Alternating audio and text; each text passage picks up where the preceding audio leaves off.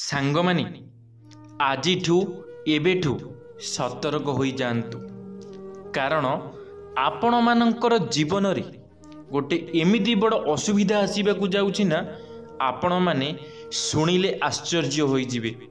ହଁ ଆଜ୍ଞା, ଆପଣମାନେ ଗୋଟେ ଏମିତି କାମ କରି ବସୁଛନ୍ତି ଯାହାଦ୍ୱାରା କି ଆପଣମାନେ ବହୁତ ଅସୁବିଧାରେ ପଡ଼ୁଛନ୍ତି।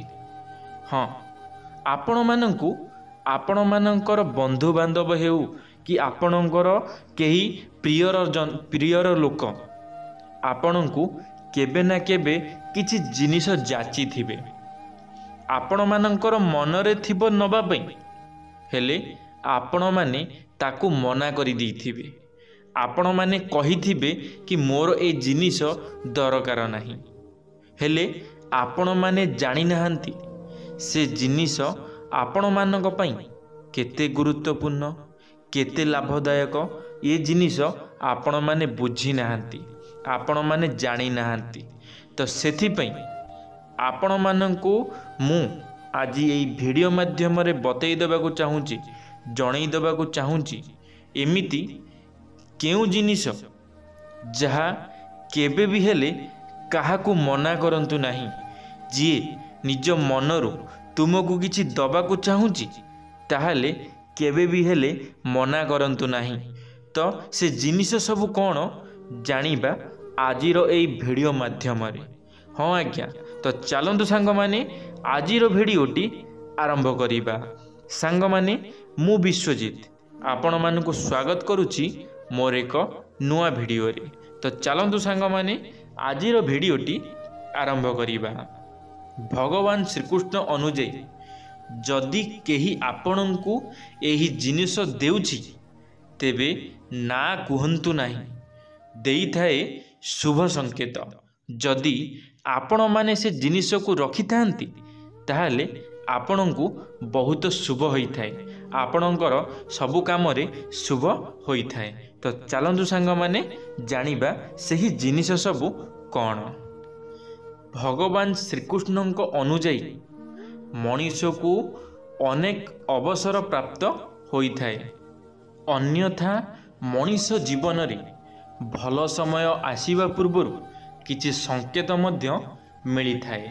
କିନ୍ତୁ ଅନେକ ଥର ମଣିଷ ଏହି ସମସ୍ତ ଅବସରକୁ ନା କହି ଦେଇଥାଏ, କିମ୍ବା ନିଜର ଖରାପ ଅଭ୍ୟାସ କାରଣରୁ ମଣିଷ ଏହି ସବୁକୁ ନା କହିଦେଇଥାଏ, ଯେଉଁ କାରଣରୁ ତାର ଭାଗ୍ୟ ପୁଣି ଥରେ ଫେରିଯାଏ।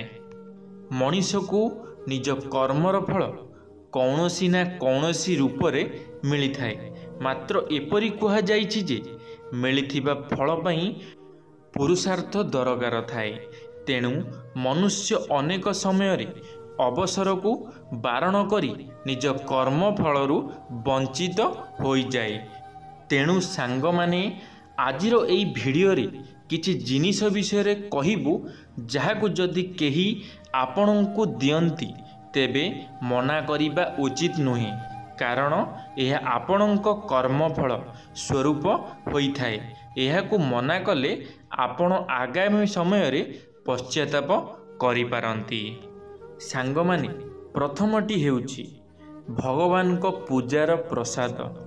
ଯଦି ଆପଣ କୌଣସି ମନ୍ଦିରକୁ ଯାଆନ୍ତି କିମ୍ବା ବିନା ପ୍ରୟୋଜନରେ କୌଣସି ପୂଜା ସ୍ଥାନରେ ପହଞ୍ଚି ଯାଆନ୍ତି ଏବଂ ସେଠାରେ ଆପଣଙ୍କୁ କେହି ପ୍ରସାଦ ଦିଅନ୍ତି ତେବେ ସେହି ପ୍ରସାଦକୁ କେବେ ମନା କରିବା ଉଚିତ ନୁହେଁ। ସେହି ଦିବ୍ୟ ପ୍ରସାଦ ଆପଣଙ୍କ ଭାଗ୍ୟ ବଦଳାଇବାର ସାମର୍ଥ୍ୟ ରଖିଥାଏ। ଈଶ୍ୱର କୌଣସି କାରଣ ପାଇଁ ହିଁ ସେହି ପ୍ରସାଦ ନେବାକୁ ଆମନ୍ତ୍ରିତ କରିଥାନ୍ତି। ସେହି ପ୍ରସାଦ ମାଧ୍ୟମରେ ହିଁ ଈଶ୍ୱର ଆପଣଙ୍କ ମନସ୍କାମନା ପୂରଣ କରିବେ। ତେଣୁ ତାହାକୁ ନିଶ୍ଚିନ୍ତ ଗ୍ରହଣ କରନ୍ତୁ। ସାଙ୍ଗମାନେ, ଯେତେବେଳେ ଆପଣମାନେ କୌଣସି ମନ୍ଦିରକୁ ଯାଇଥାନ୍ତି, ଯଦି ଆପଣମାନଙ୍କୁ କେହି ପ୍ରସାଦ ଯାଚିଥାନ୍ତି ବା ପ୍ରସାଦ ଦେଇଥାନ୍ତି ତ ଆପଣମାନେ ଅଧିକାଂଶ ସମୟରେ ମନା କରିଦେଇଥାନ୍ତି। ତ ସେମିତି କରନ୍ତୁ ନାହିଁ। ଯଦି କେବେ ଆପଣଙ୍କୁ କେହି ପ୍ରସାଦ ଦେଉଛନ୍ତି ତାହେଲେ ପ୍ରସାଦ ସେବନ କରିନିଅନ୍ତୁ। ସାଙ୍ଗମାନେ, ଦ୍ୱିତୀୟରେ ହେଉଛି ଧନ। ଯଦି ହଠାତ୍ ଆପଣଙ୍କୁ କୌଣସି ସ୍ଥାନରୁ ଧନ ପ୍ରାପ୍ତି ହେଉଛି, ତେବେ ତାହାକୁ ଗ୍ରହଣ କରିବାକୁ କେବେ ସଂକୋଚ କରିବା ଉଚିତ ନୁହେଁ। କିମ୍ବା ବୟସ୍କ ଲୋକ ଯଦି ଆପଣଙ୍କୁ ଅଳ୍ପ କିଛି ଟଙ୍କା ଦିଅନ୍ତି, ତେବେ ତାହାକୁ ଗ୍ରହଣ କରିବାକୁ ପଛାନ୍ତୁ ନାହିଁ। ଅର୍ଥ ଏହା ଯେ ଲକ୍ଷ୍ମୀଙ୍କୁ କେବେ ମନା କରିବା ଉଚିତ ନୁହେଁ। ତାହା ସାମାନ୍ୟ ବି ହେଉ ଆପଣଙ୍କ ଭାଗ୍ୟ ବଦଳାଇ ଦେବ। ଆକସ୍ମିକ ଭାବରେ ଆସିଥିବା ଧନ ଆପଣଙ୍କ ପୂର୍ବଜନ୍ମର ଫଳ ହୋଇଥାଏ। ତେଣୁ ଧନର ସମ୍ମାନ କରି ଗ୍ରହଣ କରିବା ଉଚିତ। ସାଙ୍ଗମାନେ, ଯେତେବେଳେ ଆପଣଙ୍କ ଘରକୁ କେହି ବନ୍ଧୁବାନ୍ଧବ ବଡ଼ ଆସିଥାନ୍ତି, ଆପଣଙ୍କୁ କିଛି ଟଙ୍କା ଗଲାବେଳେ ଦେଇଯାଆନ୍ତି ଆପଣଙ୍କ ହାତରେ, ଆପଣମାନେ ଶରମ କରନ୍ତି, ଆପଣମାନେ ଗ୍ରହଣ କରନ୍ତି ନାହିଁ ସେ ଟଙ୍କାକୁ। ହେଲେ ଆପଣଙ୍କୁ ସେ ଟଙ୍କା ଗ୍ରହଣ କରିବାର ଅଛି, କାରଣ ଆପଣ ଯେଉଁ ସେ ଟଙ୍କା ଆପଣଙ୍କୁ ସେ ଦେଉଛନ୍ତି, ସେ ହେଉଛି ଆପଣଙ୍କର ପୂର୍ବଜନ୍ମର ସବୁ କର୍ମ ଯାହା କରିଥିଲେ, ସେ କର୍ମର ଫଳ ଯାହା ଆପଣ ପୂର୍ବଜନ୍ମରେ ଛାଡ଼ି ଦେଇ ଆସିଛନ୍ତି, ସେହି ଟଙ୍କା ଏବେ ଆପଣମାନେ ପାଉଛନ୍ତି। ତ ସେଥିପାଇଁ କେବେ ବି ହେଲେ ଟଙ୍କା ପାଇଁ ମନା କରନ୍ତୁ ନାହିଁ। ସାଙ୍ଗମାନେ, ତୃତୀୟରେ ହେଉଛି ଆଶୀର୍ବାଦ। ଆଜିକାଲିକା ପିଢ଼ିର ଲୋକେ ଗୁରୁଜନଙ୍କ ଠାରୁ ଆଶୀର୍ବାଦ ନେବାକୁ ସଂକୋଚ କରିଥାନ୍ତି କିମ୍ବା ସେମାନଙ୍କୁ ଲଜ୍ଜା ଲାଗିଥାଏ, କିନ୍ତୁ ଏପରି କରିବା ଅନୁଚିତ ହୋଇଥାଏ। ଗୁରୁଜନଙ୍କ ଠାରୁ ଆଶୀର୍ବାଦ ନେବାକୁ କେବେ ବି ସଂକୋଚ କରିବା ଉଚିତ ନୁହେଁ। ଖାସ୍ କରି କୌଣସି ମହତ୍ତ୍ୱପୂର୍ଣ୍ଣ କାମକୁ ଯିବା ସମୟରେ ନିଶ୍ଚିନ୍ତ ଗୁରୁଜନଙ୍କ ଆଶୀର୍ବାଦ ନେବା ଆବଶ୍ୟକ। ଆପଣଙ୍କୁ ସେହି କାର୍ଯ୍ୟରେ ସଫଳତା ନିଶ୍ଚିନ୍ତ ମିଳିଥାଏ। ତ ସାଙ୍ଗମାନେ, ଆପଣମାନେ ଯଦି କୌଣସି ଗୋଟିଏ ଶୁଭ କାମରେ ବାହାରକୁ ଯାଉଛନ୍ତି, ତାହେଲେ ଆପଣମାନଙ୍କୁ ଗୁରୁଜନମାନଙ୍କର ପ୍ରଣାମ ଗ୍ରହଣ କରିବାର ଆଶୀର୍ବାଦ ନେବାର ଅଛି। ଯେ ଆପଣଙ୍କର ବାପା ମା ହୁଅନ୍ତୁ କି ଅଜା ଆଈ ହୁଅନ୍ତୁ, ଯାହାଙ୍କର ବି ହେଉ, ପାଦ ଧୂଳି ନେଇକରି ଭଲ ଶୁଭ କାମ କଲେ ଆପଣଙ୍କର କାମ ବି ସଫଳତା ମିଳିଥାଏ, ଆପଣ ବି ଭଲ କାମରେ ଲାଗିଯାଇଥାନ୍ତି। ତ ସେଥିପାଇଁ ଆପଣଙ୍କୁ ଏସବୁ ଜିନିଷରେ ସଂକୋଚ କରିବାର ନାହିଁ। ଯଦି ଆପଣଙ୍କର ଗୁରୁଜନଙ୍କ ଠାରୁ ଆପଣମାନେ ଆଶୀର୍ବାଦ ନେବେ, ତାହେଲେ ଆପଣଙ୍କର ଜୀବନ ସୁଖମୟ ହେବ। ସାଙ୍ଗମାନେ, ଚତୁର୍ଥରେ ହେଉଛି ଗୋମାତା। ଦ୍ୱାରକୁ ଆସିଥିବା ଗୋମାତାଙ୍କୁ କେବେ ବାରଣ କରିବା ଉଚିତ ନୁହେଁ। ତାଙ୍କୁ ରୁଟି ଖାଇବାକୁ ନ ଦେବା ପର୍ଯ୍ୟନ୍ତ କେବେ ଯିବାକୁ ଦେବେ ନାହିଁ।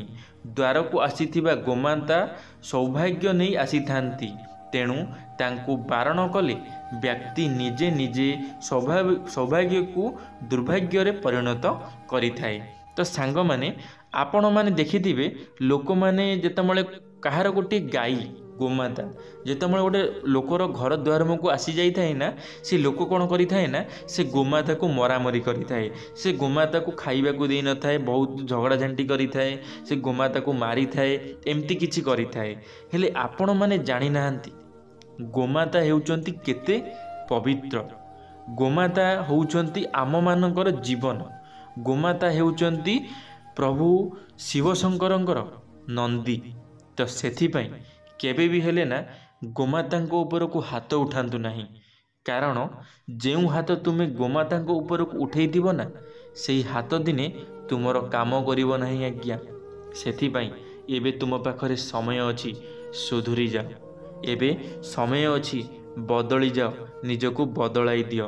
ନହେଲେ ଗୋଟିଏ ଦିନ ଏମିତି ମୃତ୍ୟୁ ଆସିବ, ଆପଣ କେବେ ଭାବି ବି ନଥିବେ। ଯେମିତି ଆପଣମାନେ ଗୋମାତାକୁ ଘର ଦୁଆର ମୁହଁରୁ ବାଡ଼େଇକି ବିଦା କରିଦେଉଥିଲେ, ସେମିତି ଗୋଟିଏ ଦିନ ନିଜ ପିଲାମାନେ ନା ତୁମକୁ ଘର ଦୁଆର ମୁହଁରେ ବାଡ଼େଇକି ଫୋପାଡ଼ି ଦେଇ ଆସିବେ, ଆପଣମାନେ ଜାଣି ବି ପାରିବେ ନାହିଁ। ତ ସେଥିପାଇଁ କେବେ ବି ହେଲେ ଗୋମାତାଙ୍କ ସହିତ ଏମିତି କରନ୍ତୁ ନାହିଁ। ଯଦି ତାଙ୍କୁ ଖାଇବାକୁ ନ ଦେଇପାରିବେ ତ ନ ଦେଇପାରନ୍ତୁ, ନ ଦିଅନ୍ତୁ, କିନ୍ତୁ ତାଙ୍କୁ କେବେ ହାତ ଉଠେଇ ମାରନ୍ତୁ ନାହିଁ। କାରଣ ଯିଏ ହାତ ଉଠେଇ ମାରିଥାଏ ନା, ସେ ତା ଜୀବନରେ କେବେ ଖୁସିରେ ରହିନଥାଏ। ତ ସେଥିପାଇଁ କେବେ ଗୋମାତାକୁ ହାତ ଉଠେଇ ମାରନ୍ତୁ ନାହିଁ। ସାଙ୍ଗମାନେ, ପଞ୍ଚମରେ ହେଉଛି ଭିକ୍ଷୁକ। ଆପଣଙ୍କ ଦ୍ୱାରକୁ ଆସିଥିବା କୌଣସି ସାଧୁ, ସନ୍ନ୍ୟାସୀ କିମ୍ବା ଭିକ୍ଷୁକଙ୍କୁ ମଧ୍ୟ ମନା କରିବା ପାପ ହୋଇଥାଏ। ଦ୍ୱାରକୁ ଆସିଥିବା ଅତିଥିଙ୍କ ସମ୍ମାନ କରିବା ଉଚିତ ହୋଇଥାଏ। ତେଣୁ ତାଙ୍କୁ ନିଜ ସାମର୍ଥ୍ୟ ଅନୁସାରେ ହିଁ ଦାନ କରନ୍ତୁ, କିନ୍ତୁ ତାଙ୍କୁ ବାରଣ କରି ତାଙ୍କର ଅପମାନ କରନ୍ତୁ ନାହିଁ, ନଚେତ୍ ଏହା ମନୁଷ୍ୟ ମନରେ ବିକାର ଉତ୍ପନ୍ନ କରିଥାଏ।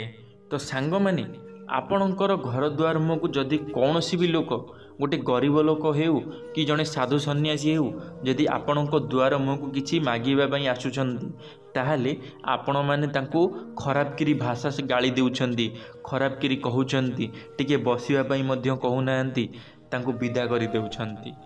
ହେଲେ ଏଇଟା ହେଉଛି ସମ୍ପୂର୍ଣ୍ଣ ଭାବରେ ଭୁଲ।